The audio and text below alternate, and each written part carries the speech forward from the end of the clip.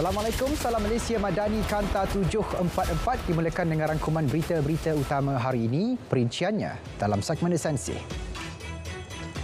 Kertas Putih Kesihatan akan dibentangkan di Parlimen pada Selasa ini. Menteri Kesihatan memaklumkan ia diputuskan selepas mendapat persetujuan di peringkat Kabinet. Turut akan dibentang RUU Kawalan Produk Tembakau dan Merokok 2022 sebagai langkah pencegahan kawal budaya merokok, khususnya dalam kalangan pelajar sekolah. Ibu bapa dinasihat tidak terpengaruh dengan ranking bagi mengukur prestasi antara sekolah berdasarkan keputusan SPM. Menteri Pendidikan berkata ranking bukan kayu ukur kepada pentunjuk prestasi utama. Sebaliknya, ia merupakan sokongan kepada peningkatan dan kemajuan sesebuah sekolah. Apa yang diunjurkan melalui grade purata sekolah dan negeri bukan untuk dipertandingkan. Kementerian Dalam Negeri dan KPM memandang serius isu buli di sekolah. Menteri Dalam Negeri menegaskan cabaran terbesar dihadapi bukan soal undang-undang tetapi berkaitan penguatkuasaan. Langkah pencegahan perlu dilaksana segera dengan memberi tumpuan kepada aspek pembinaan akhlak. Usaha itu juga perlu mendapat kerjasama bersepadu dari pelbagai pihak termasuk ibu bapa sendiri. Bekalan gula di seluruh negara dijamin mencukupi menjelang Aidiladha. Jaminan diberi KPDN dengan memastikan bekalan 42,000 tan gula sebulan ada di pasaran bagi menampung permintaan. Ups manis 2.0 yang dilanjutkan hingga 30 Jun ini dan diperluas di seluruh negara merupakan usaha berterusan bagi memastikan keberadaan gula bertapis kasar dan halus di pasaran. Cadangan menaikkan harga lantai getah skrap sekurang-kurangnya RM3 sekilogram akan dibawa ke Kementerian Kewangan untuk dipertimbang. Timbalan Perdana Menteri Datuk Seri Fadilah Yusof memaklumkan cadangan tersebut berdasarkan permintaan daripada pekebun kecil yang menyifatkan jumlah tersebut wajar susulan kos input pertanian yang semakin meningkat. Tarikh melihat anak bulan Zulhijjah bagi menetapkan tarikh Hari Raya Aidiladha adalah pada petang Ahad 18 Jun ini. Lebih 20 lokasi terlibat di seluruh negara. Penyimpan mohor besar raja-raja akan mengisytiharkan pada malam itu juga tarikh 1 Zulhijjah dan tarikh 10 Zulhijjah. Cara menetapkan tarikh Hari Raya Korban adalah berdasarkan ruqyah dan hisab.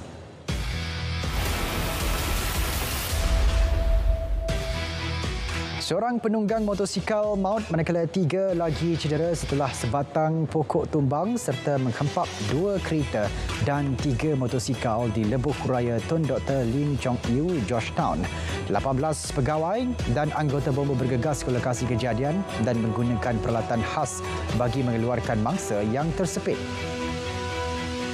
Mayat seorang lelaki yang dilaporkan hilang di kawasan perairan Sungai Melayu, Pulau Sebatik, Tawau ditemukan pagi tadi. Mangsa Abdul Rahim Kasil, 56 tahun, ditemukan terapung oleh penduduk kampung kira-kira 200 meter dari lokasi mangsa dilaporkan terjatuh. Semalam, mangsa bersama isterinya terjatuh ke dalam laut selepas bot dinaiki melanggar objek keras di permukaan air.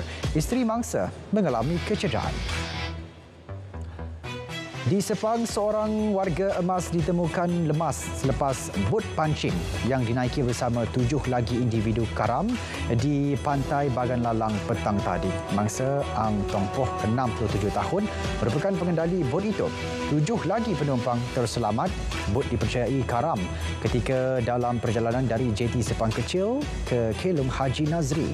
Mendiang ditemukan terdampar di hutan bakau kira-kira 3 km dari jeti berkenaan dan disahkan meninggal dunia.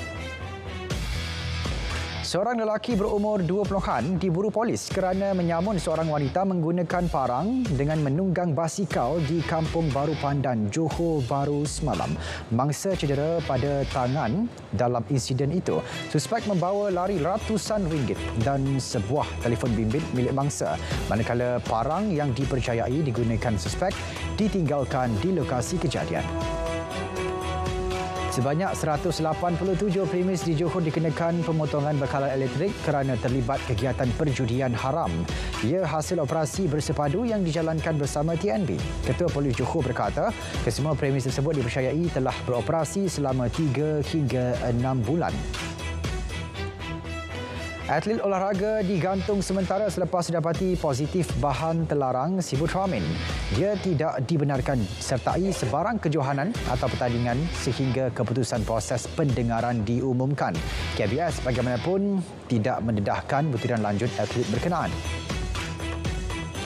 Pusat Rawatan Mekah milik Tabung Haji TH berjaya peroleh permit operasi daripada Kerajaan Arab Saudi. Pusat rawatan yang baru saja mula beroperasi hujung bulan lalu dilengkapi kemudahan setara hospital pakar bertaraf sederhana.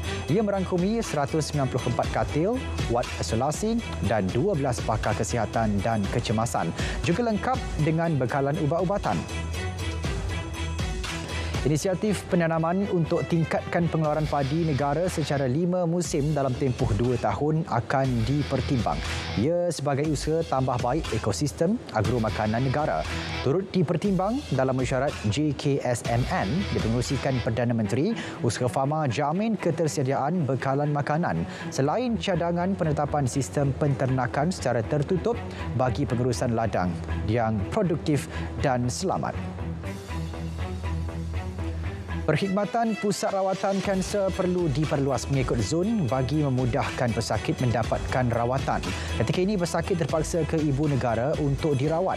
Justru Kementerian Kesihatan akan merangka pelan jangka masa panjang bagi membina pusat rawatan kanser terutama di zon Pantai Timur serta Sabah dan Sarawak termasuk pemilihan lokasi bersesuaian. Program Wanita Bangkit at KPWKM berjaya membantu peserta program menjana pendapatan bulanan berterusan dengan hanya berniaga dari rumah. 90% peserta bantuan My Kasih Capital fasa pertama memperoleh pendapatan antara RM500 hingga RM1,000 sebulan. Sejak diperkenal, lebih 20,000 wanita yang terkesan akibat pandemik COVID-19 berjaya memulakan perniagaan hanya dengan modal kecil. Penipuan dalam talian menjadi isu yang besar bukan sahaja bagi Malaysia namun turut dihadapi kebanyakan negara lain. Menurut Timbalan Menteri Komunikasi dan Digital, ia hasil dapatan G2G Ministerial Roundtable Scams and AI Governance yang dihadiri di Singapura. Gabungan kerjasama di peringkat ASEAN boleh membantu memastikan media sosial platform yang selamat untuk pengguna. RM30 juta peruntukan tambahan disalurkan untuk Sekolah Jenis Kebangsaan Tamil SJKT. Perdana Menteri berkata daripada jumlah berkenaan, RM20 juta untuk Sekolah Tamil di bawah kerajaan. Manakala baki RM10 juta lagi untuk membantu hal berkaitan perolehan tanah untuk pembinaan SJKT. Juga untuk urusan berkaitan SJKT yang masih belum selesai. Bumbung dan kemudahan tandas menjadi antara keutamaan untuk dibaiki dan diselenggara tahun ini.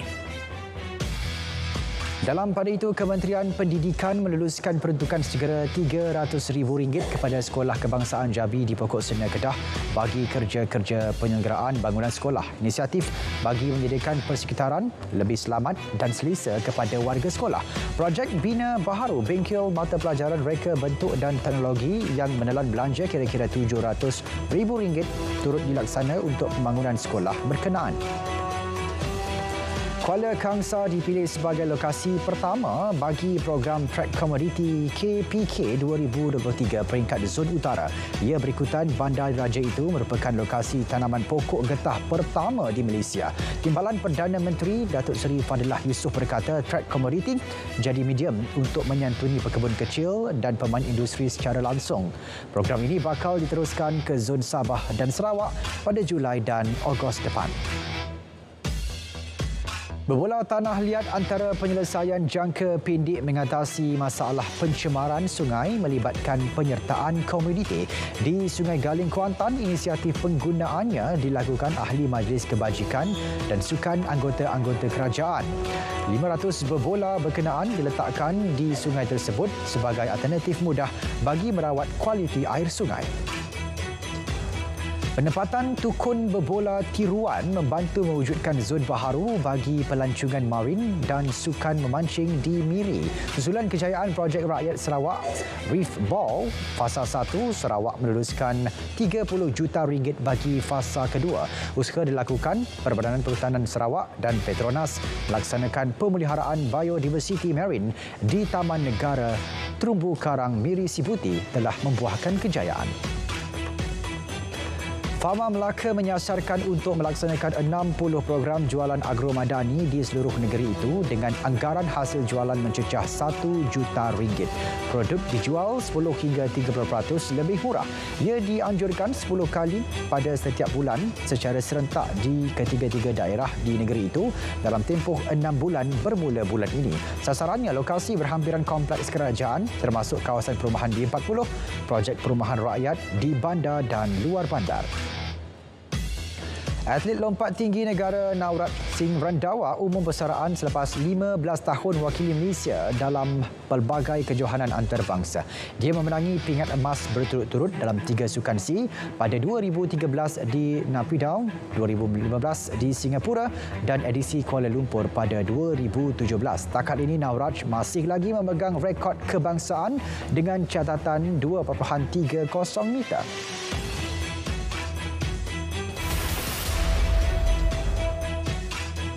Bursa Malaysia diunjur kekal dalam sentimen konsolidasi antara 1,375 dan 1,390 mata minggu depan.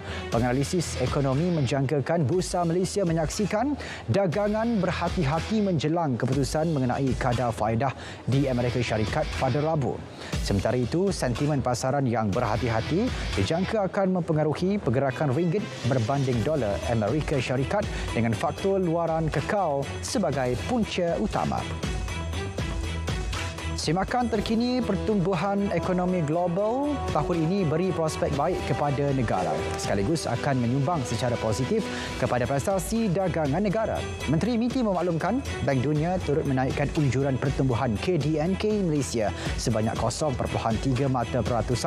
berbanding unjuran Januari kepada 4.3% pada 2023 dan 4.2% pada 2024. Ketidaktentuan pasaran mata wang diyakini tidak akan menyebabkan defisit dagangan di Malaysia. Perwakilan Bank Rakyat diseru sentiasa proaktif dalam menyampaikan amanat sebagai institusi kewangan dan penggerak koperasi yang memberi manfaat kepada orang ramai. Menteri Pembangunan Usahawan dan Koperasi menyarankan mereka membina serta mengukuhkan jaringan komunikasi antara bank dan pelanggan selain menyebarkan maklumat pembiayaan yang sesuai. Lebuh raya bertingkat Sungai Besi Ulu Kelang SUKE Fasa 2 dan dari Seri Petaling ke Ulu Kelang bakal dibuka kepada pengguna minggu depan. Pro Lintas menyatakan pembukaannya dijangka mengurangkan 30% kesesakan lalu lintas di MRR2. Fasa 2 SUKE melengkapkan jajaran utama sepanjang 24.4 km dari Seri Petaling ke Ulu Kelang dengan panjang keseluruhan 57.7 km. Ini pula inisiatif Agrobank menambah minat pelajar terhadap bidang pertanian menerusi program Rakan Tani Muda. Agensi itu sedang merancang menambah peruntukan dana kepada RM300,000 membabitkan 100 sekolah di seluruh negara. Sejak dilancar Mac lalu, sambutan menggalakkan sekolah diterima bagi memulakan aktiviti pendidikan tani melalui kelab kurikulum.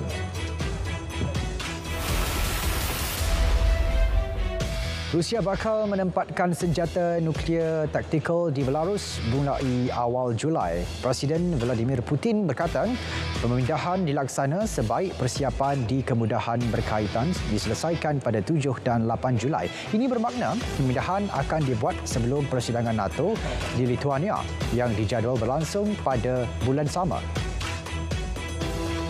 Seorang pengaman misi penstabilan bersepadu multidimensi PBB terbunuh dalam serangan di utara Mali.